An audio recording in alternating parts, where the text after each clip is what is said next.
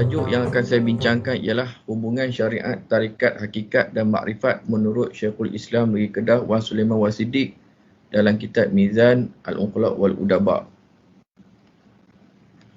Tajuk ini saya pilih kerana berdasarkan kepada keadaan sekarang, ada sebahagian daripada pengamal-pengamal tasawuf memahami hubungan syariat, tarikat dan syariat, tarikat, hakikat dan makrifat dengan kepahaman yang salah, kepahaman yang bertentangan dengan pegangan Ahli Sunnah wal Jamaah.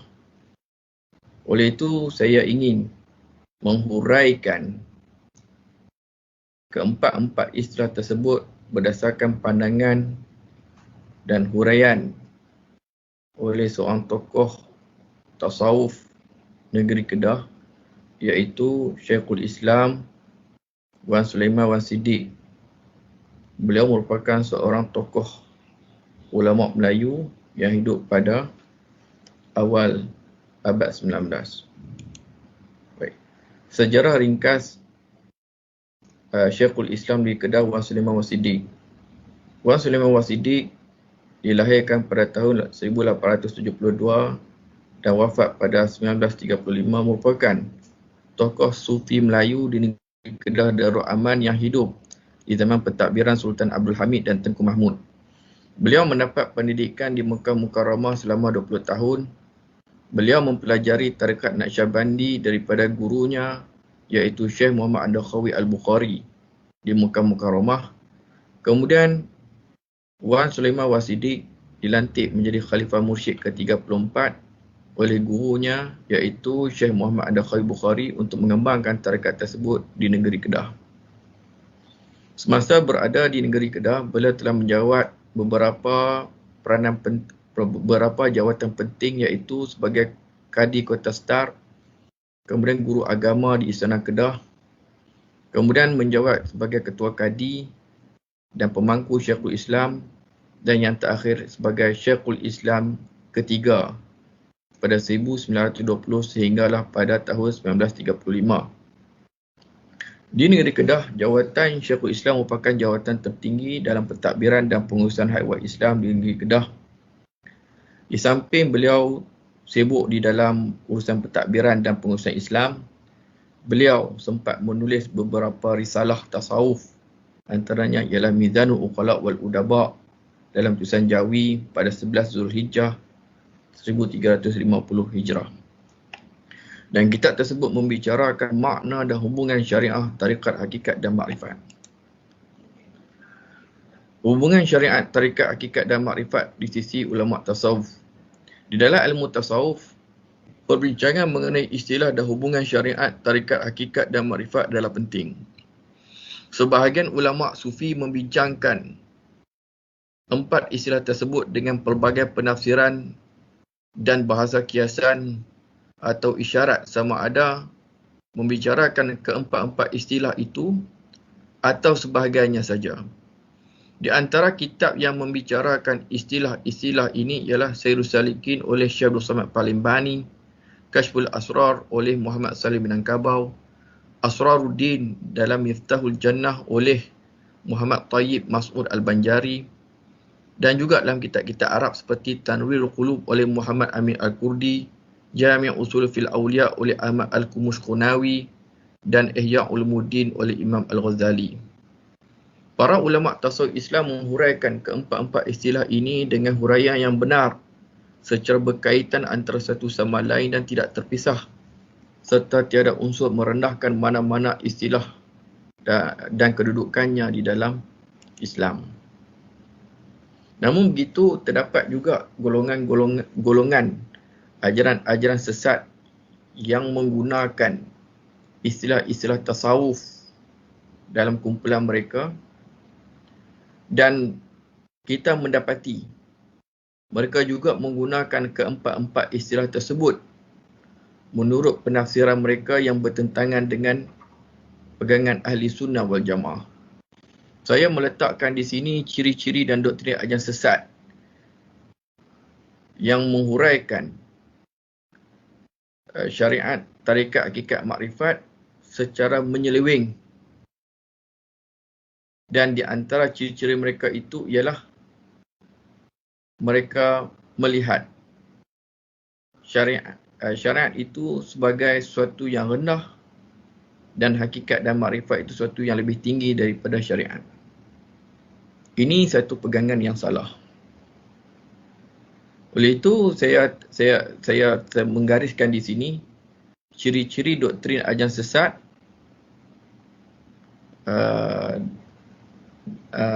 dalam memahami syariat, tarekat, hakikat dan makrifat ialah yang pertama, meremehkan amalan fiqh secara zahir. Amalan syariat secara fizikal dianggap kulit dan amalan batin dengan hati dianggap isi yang lebih bernilai dan penting daripada amalan zahir. Merendah-rendahkan amalan fiqh secara zahir ini boleh membawa kepada kekufuran. Kerana ada unsur istihza' wal istighfaf terhadap syariat Allah Subhanahu Wa Taala. Yang kedua, memisahkan syariat, hakikat, tarekat dan makrifat. Mereka memisahkan hubungan syariat, hakikat, tarekat dan makrifat, dan mereka beranggap makrifat adalah intipati tertinggi daripada syariat. Mendahulukan makrifat dahulu, kemudian barulah amalan syariat. Jika tidak sempurna syariat, maka tidak boleh beramal dengan syariat. Contoh, jika tiada khusyuk dalam hati, tidak perlu solat. Ini adalah kepahaman yang batil. Golongan ajaran sesat juga tidak bermazhab muktabar dan meremehkan dan manipulasikan ajaran para ulama. Mereka tiada panduan daripada ulama-ulama muktabar yang diikuti. Mereka hanya bergantung kepada formula guru dan ketua-ketua mereka sahaja. Mereka juga ada anasir menghina dan meremehkan kedudukan dan ajaran para ulama dalam bidang akidah, syariat, tasawuf, tafsir dan hadis. Memanipulasikan ajaran dan kata-kata ulama tasawuf muktabar dengan versi tafsiran kesesatan mereka sendiri. Mereka juga mendakwa tidak bermazhab dalam akidah, fiqh dan tasawuf serta merendah-rendahkan mereka yang beramal mengikut mazhab. Kemudian, di antara ciri-ciri mereka lagi ialah tiada taklif syarak. Mereka beranggapan bahawa tiada konsep halal dan haram. Menafikan hukum syarak yang telah maklum seperti wajib puasa, zakat dan haji. Tiada ibadah syariat secara fizikal hanya dengan batin sahaja seperti solat dengan hati, solat daib, nikah batin tanpa wali dan saksi dan sebagainya. Menghalalkan yang haram seperti minum arak, zina dan liwat. Mendakwa tidak perlu melaksanakan sebarang amal kebajikan kerana dosa dan pahala neraka dan syurga telah ditentukan oleh Allah Ta'ala sejak azali lagi. Ini adalah ciri-ciri doktrin ajaran sesat yang menyalahi kepahaman syariat, tarekat, hakikat, makrifat. Saya hanya menyebut secara umum sahaja ciri-ciri mereka tanpa meletakkan nama-nama khusus bagi kumpulan tersebut. Yang paling penting, jika ada ciri-ciri tersebut, mereka adalah kumpulan yang bertentangan dengan pegangan ahli sunnah wal jamaah. Kemudian konsep makrifat yang tidak bersyarat dan akidah. Sebahagian daripada mereka mendakwa kemuncak ibadat dan tauhid adalah bersatu dengan Tuhan sehingga gugur segala syariat dan akhirnya mengaku diri sendiri sebagai Tuhan. Mendakwa Tuhan yang disembah adalah nur dalam bentuk anggota manusia, tiada yang menyembah dan tiada yang disembah. Kemudian mereka juga menggunakan konsep kasyaf dan ilham yang tidak menepati syarak. Konsep ilham dan kasyaf yang keliru dan mengatasi kewajipan syariat dan bertentangan dengan zahir makna Al-Quran dan Sunnah. Mereka juga mendahulukan ilham dan kasyaf daripada makna zahir Quran dan hadis. Mereka juga merujuk kepada Quran tetapi dengan takwilan dan penafsiran yang batil. Penafsiran Al-Quran dan hadis atau huruf dengan isyarat rumut dan takwil terbatin yang batil. Mereka menafikan dan menolak dan mengingkar tafsiran zahir, tafsiran yang bertentangan dengan usul akidah dan syariat. Contoh di dalam ayat Quran dan beberapa sungai dari susu, mereka mentakwilkan mengambil ilmu batin sebagai makanan rohani daripada guru mereka. Ini di antara ciri-ciri golongan batiniah. Okay? Golongan batiniah. Apakah kesan terhadap masyarakat dan negara jika kita membiarkan kumpulan-kumpulan ajaran sesat tidak diambil tindakan? Kesan kepada masyarakat dan negara ialah kesan terhadap individu, berlaku kerosakan akidah dan wajib bertobat kembali pada ajaran Islam. Pembezaan masa dan hidup dalam khayalan, tertutup mata hati dan akal dengan pemikiran dan amalan kesesatan minda seorang akan tertutup menjadi tidak rasional dan fanatik. Kehidupan yang tidak teratur dan jiwa yang kosong daripada cahaya hidayah, pengabaian tanggungjawab sebagai pelajar, suami, isteri, ibu atau bapa. Kesan kepada masyarakat boleh membuat kepada keruntuhan institusi kekeluargaan disebabkan perbezaan akidah dan rasa curiga sesama mereka. Perpaduan tergugat kerana sikap fanatik dan pengagungan melampau kepada pemimpin kumpulan serta tidak menghormati sensitiviti masyarakat sekeliling. Manipulasi dan dipergunakan ke arah kelakuan keganasan kerana taat setia membutatuli kepada pemimpin ajaran batin. Kesan terhadap negara akan mundur kerana kesibukan dalam dunia kebatinan yang batil, tidak proaktif dan membuang masa. Akibatnya prestasi ekonomi, sumbangan dan produktiviti individu terjejas. Negara menjadi tidak stabil kerana ajaran batiniah mengancam perpaduan dan keharmonian masyarakat. Ini boleh menggugat kestabilan politik ekonomi negara. Kesannya negara terpaksa menghabiskan banyak masa dan perbelanjaan untuk mengekalkan kestabilan negara.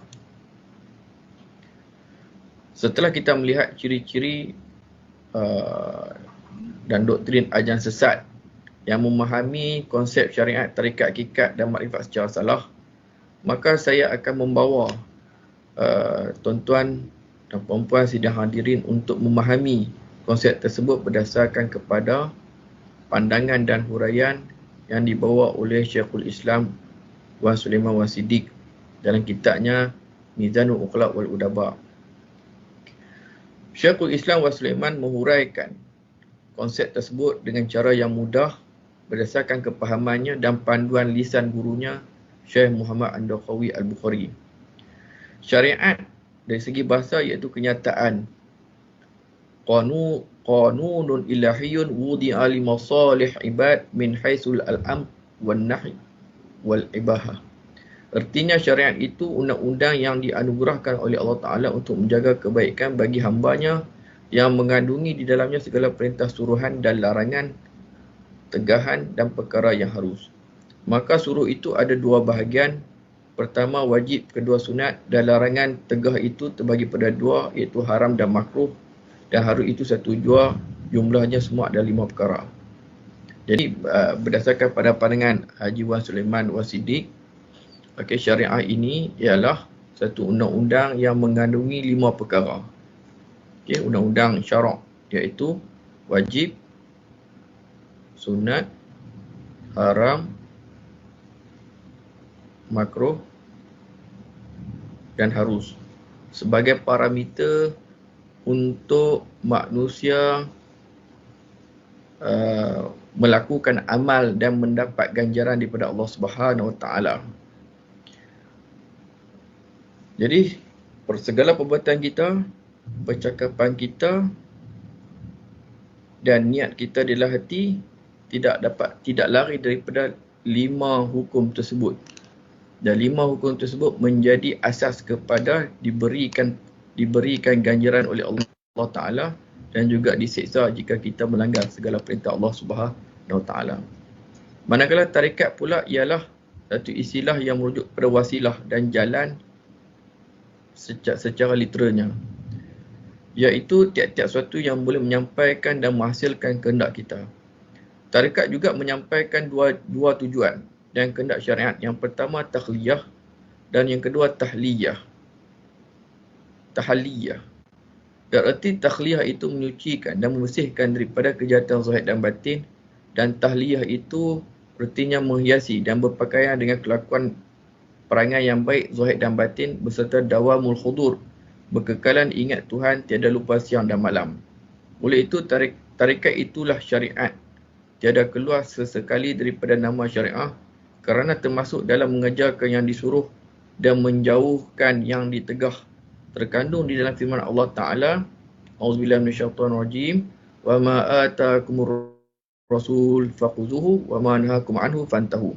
Artinya apa-apa yang telah mendatang menyuruh akan kamu oleh Rasulullah SAW itu, maka ambillah oleh kamu, junjung, kerjakan.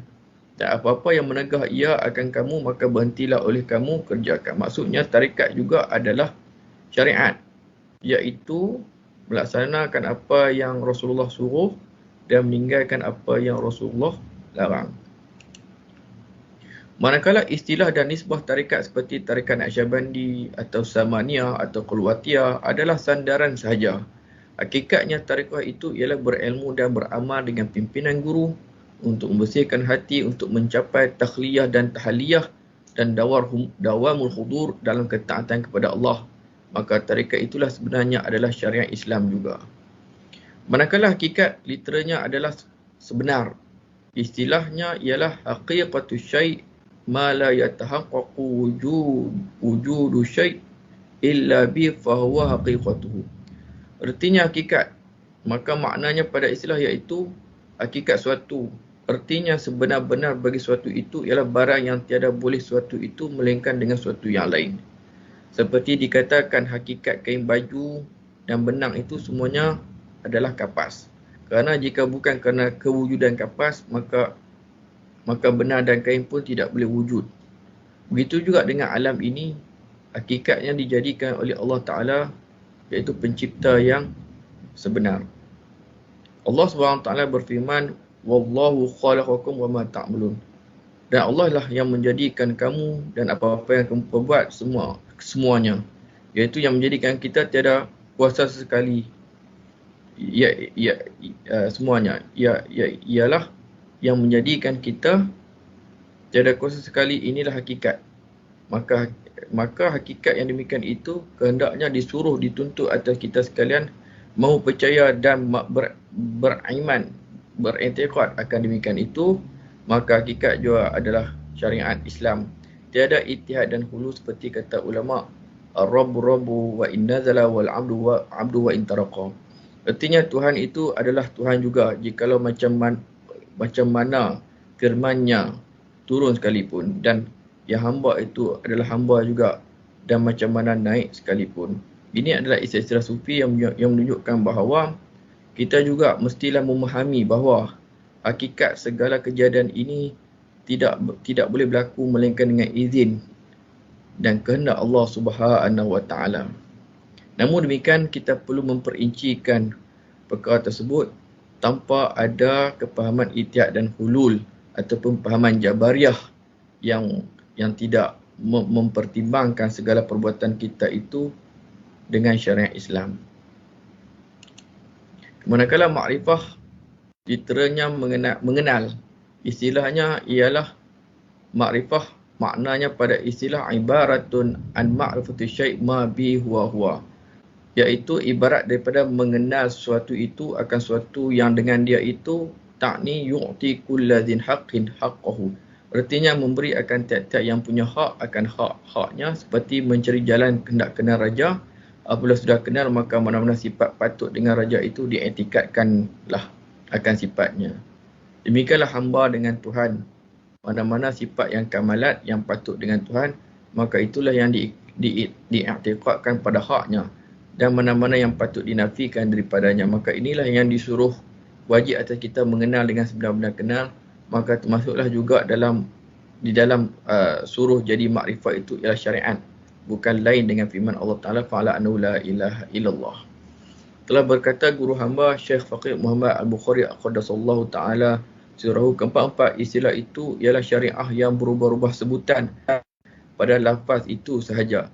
Didengar berbunyi lain, dirasa kata berbilang, dan berlain-lain hal dibandingkan seperti mata yang masuk sampah. Apabila memandang ia akan matahari, tentulah nampak berbilang-bilang matahari itu sebab terkecip-kecip dengan sampah yang di dalam mata itu. Dan apabila tiada sedikit pun sampah di dalam mata, tetap sekali memandang ia akan matahari itu dengan tetap pandangan nampak satu jua. Demikianlah pada syariat, tarikat, hakikat, makrifat. Istilah-istilah tersebut adalah nama bagi syariah yang berbeza sebutan saja. Perbezaan pada lafaznya sahaja, tapi maksudnya adalah syariat Islamiah. Kesimpulannya ialah syariat, tarikat, hakikat dan makrifat pada realitinya adalah satu dari segi maksud, kandungan dan tujuan, iaitu syariat Islam. Perbezaan yang berlaku hanya pada bahasa, lafaz, sebutan dan istilah sahaja merupakan jalan untuk menguraikan kandungan syariat Islam dan agama Islam daripada umum ijmali kepada khusus tafsili bagi memudahkan umat Islam memahaminya dengan cara yang mudah dan tersusun dan jelas. Itu sahaja pembentangan saya pada hari ini. Saya pun maaf di atas segala kekurangan huraian pada hari ini. Mudah-mudahan huraian ini memberi manfaat kepada kita semua. Wassalamualaikum warahmatullahi wabarakatuh.